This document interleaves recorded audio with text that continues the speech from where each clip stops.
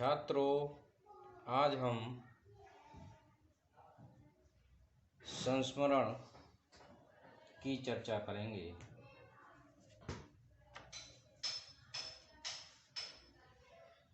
संस्मरण विधा यद्यपि नवीन विधा है, तथापि यह अत्यंत महत्वपूर्ण विधा है।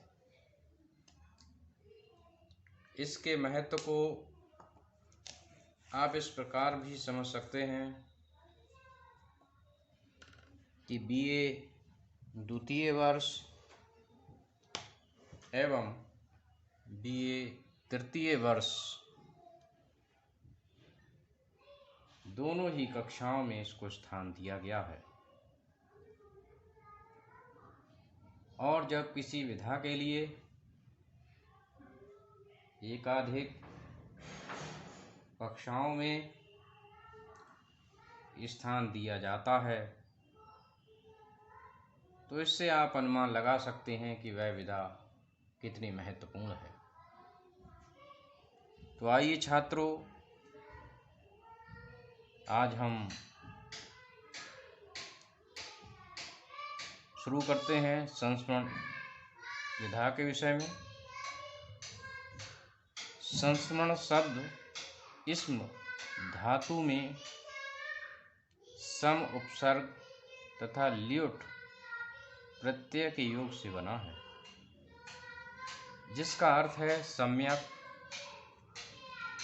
स्मरण।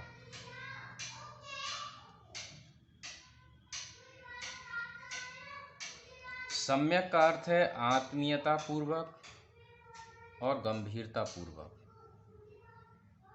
संस्मरण शब्द अधिक आत्मपरकता का सूचक है। हिंदी साहित्य कोश में स्मृति वर्णन को ही संस्मरण के आधार रूप में स्वीकार किया गया है। स्मृति के आधार पर किसी विषय या व्यक्ति के संबंध में लिखित लेख या ग्रंथ को संस्मरण कह सकते हैं। संस्मरण को विभिन्न विद्वानों ने परिभाषित किया है, जिनमें से कुछ परिभाषाएं इस प्रकार हैं।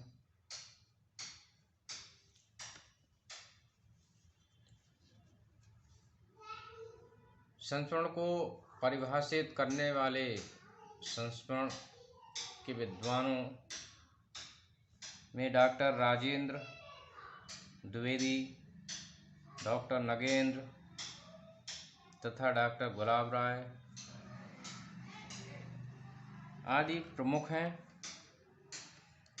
तो इन्होंने जो संस्मरण की परिभाषाएं दी हैं, उन पर आज हम चर्चा करेंगे। डॉक्टर राजेंद्र द्विवेदी संस्मरण के विषय में लिखते हैं,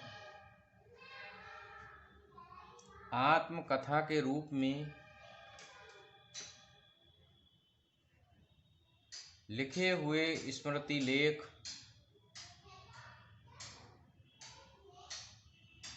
इसमें आत्मकथा की भांति लेखक के व्यक्तिगत जीवन का पूरा विवरण नहीं होता, बल्कि किसी घटना की भले ही लेखक का उससे नाम मात्र का संबंध हो, याद का विवरण होता है। तो राजेंद्र द्विवेदी जी ये मानते हैं कि स्मृति पर आधारित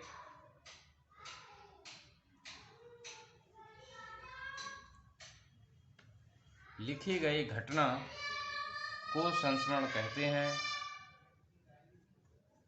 जिससे लेखक स्वयं संबंधित होता है। अब डॉक्टर नगेंद्र की परिभाषा को देखते हैं। आपके अनुसार संस्मरण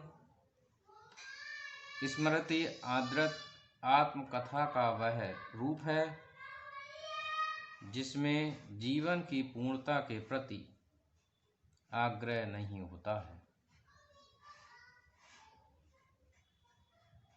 डॉक्टर नगेंद्र संस्मरण को आत्मकथा के रूप में देखते हैं, परंतु वे ये मानते हैं कि इसमें संपूर्णता का भाव हो ये आवश्यक नहीं है। अब हम डॉक्टर गुलाब राय की परिभाषा को देखेंगे। डॉक्टर गुलाब राय लिखते हैं कि संस्मरण प्रायः घटनात्मक होते हैं, किंतु वे घटनाएं प्रायः सत्य होती हैं और साथ ही चरित्र की परिचायक भी। उनमें थोड़ा चटपटेपन का आकर्षण रहता है। संस्मरण चरित्र के किसी एक पहलू की झांकी देते हैं। तो डॉक्टर गुलाब राय ये मानते हैं कि संस्मरण में घटनाओं का चित्रण रहता है और ये घटनाएं प्रायः सत्य होती हैं और संस्मरणकार उनको रोचकता प्रदान करता है।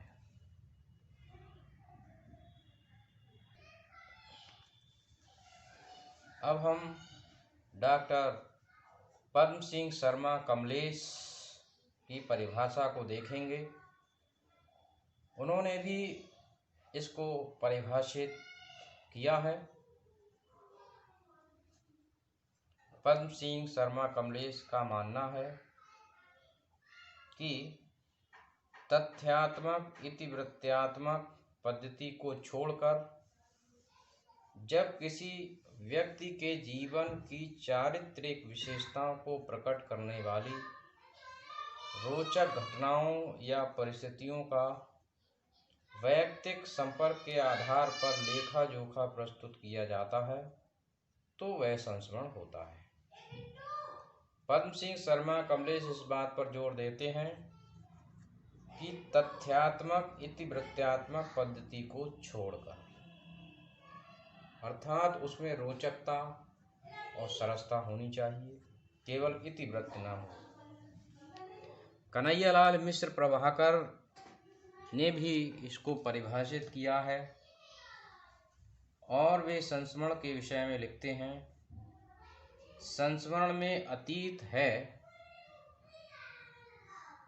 पर वर्तमान में होकर, वर्तमान है पर भविष्य से संयुक्त होकर, कल्पना है पर यथार्थ की छाया में और यथार्थ है पर जड़ होकर नहीं, कविता की तरह तरल होकर। संस्मरण चिर अतीत होकर भी नूतन युग का नया दान है, प्राण प्रशस्त अमोघ और अजय साहित्य का शास्त्र है।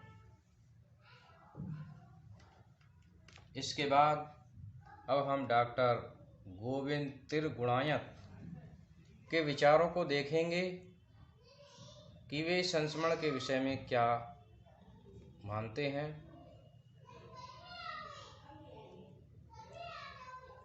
भावुक कलाकार जब अतीत की अनंत स्मृतियों में से कुछ स्मरणीय अनुभूतियों को अपनी कोमल कल्पना से अनुरंजित कर व्यंजनामूलक शैली में अपने व्यक्तित्व की विशेषताओं को विशिष्ट रोचक ढंग से यथार्थ रूप में व्यक्त कर देता है, तब उसे संस्मरण कहते हैं।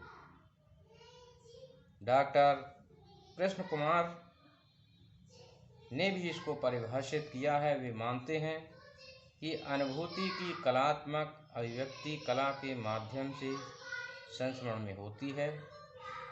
इसमें संस्मरणकार के क्षण वे होते हैं जो उसने स्वयं जिए हैं। प्रभाव की एकता संस्मरण की विशेषता है। उपर्युक्त परिभाषाओं से ये निष्कर्ष निकलता है कि संस्मरण से अभिप्राय उस आत्मपरक साहित्य से है जिसमें स्मृति के आधार पर लेखक किसी व्यक्ति विशेष से संबंधित अविस्मरणीय घटना या परिस्थिति को अपने व्यक्तित्व के रंग में रंगकर रोचक एवं यथार्थ रूप में प्रस्तुत करता है। भाव यह है कि संस्मरण में उन्हीं घटनाओं को प्रश्रय दिया जाता है जिनसे लेखक स्वयं प्रभावित होता है। तो संस्मरण में सबसे पहली बात वैयक्तिकता का होना, उससे संस्मरणकार का जुड़ना और संस्मरणकार का उससे घटनाओं से प्रभावित होना